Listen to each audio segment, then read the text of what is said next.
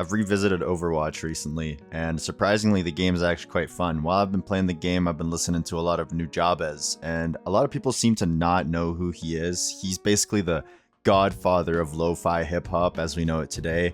Lo-Fi HipHop, if you know the girl that sits at the desk studying the live that goes on forever and she has millions and millions and millions of subscribers, this one right here on the screen, she wouldn't be where she is today without Nujabes, the creator of this song right here. I'll play it in the background. It was a very popular song on TikTok back in the day in 2020, if you were around for that.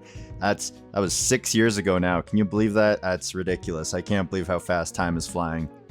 Anyways, before today, I didn't really know that much about him except for the fact that he died 16 years ago yesterday. I missed that because, unfortunately, I was too busy mourning the death of Kool-Aid Man. Unfortunately, Kool-Aid Man got his head blown off in the middle of filming a segment for yesterday's video, which is not going to be uploaded for a little bit because I need to go and reshoot, but that's okay. Nujabes, who was born on February 7th, 1974, who also shares a birthday with DILLA, a famous hip-hop producer who passed away 2 weeks apart from Nujabes. The DILLA information is irrelevant to the topic, but I thought I'd mention it anyways because it's kind of cool information. His story is very sad. June Seba, or Nujabes, which is Seba June spelled backwards. He was a huge fan of hip-hop, jazz, and soul, which he decided to blend all into one, creating an amazing new genre known as lo-fi hip-hop today, as I mentioned earlier. What I love most about this genre is the fact that it's more of a soundtrack. You don't really need to rap over it. You can take the raps out and it's a beautiful symphony as it is, but the raps add a lot more to it, as we see with Love Sick, which I'll play in the background now.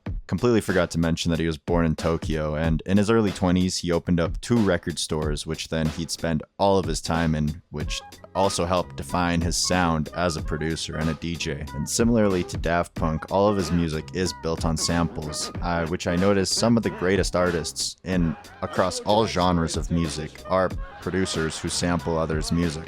Kanye West comes to mind, Michael Jackson comes to mind, Daft Punk, which I just said. I love Daft Punk so much. Canine sensitivity, developing this new theory of relativity, connecting the soul's rest into captivity. Positive life, sacrifice what it is to be our history. Only a quarter of a century reality, sitting on the shoulders of a tapestry.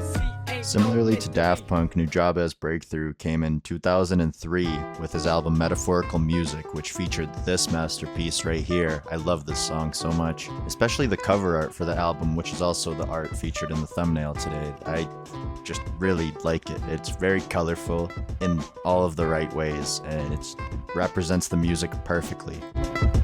Brush a cold to a diamond, eyes forever shining. Your beauty alone inspire a nigga to rhyming. Thinking of the better things in life. Thinking of how I could persuade you to become my wife. Hand in hand as we floating over tropical sands. You my lady, I'm your man, so let's further advance to the next scene. What's considered to be the pinnacle of his career came in 2005 with the release of the album Modal Soul, his most popular song ever, called Feather, featuring Sisse Star and Akin. I don't know how to pronounce it, alright? Don't kill me in the comments, my bad. I'm terrible with pronunciation. I'll play the song in the background now, but... Reading through the daily news, measuring the hurt within the golden rule. Centimeters of ether, I'm heating the speaker. Motivational teacher with words that burn people.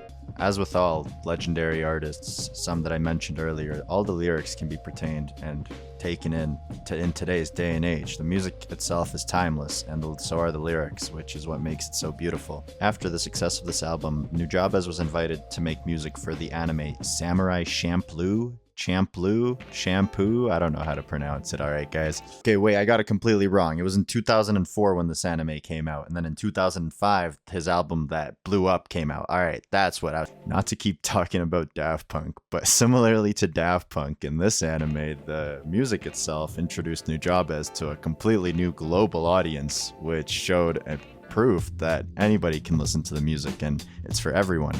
Other collaborations that Nujabes was a part of include the Love Sick Hexology, which the third part of it is my favorite. I'll play that in the background now.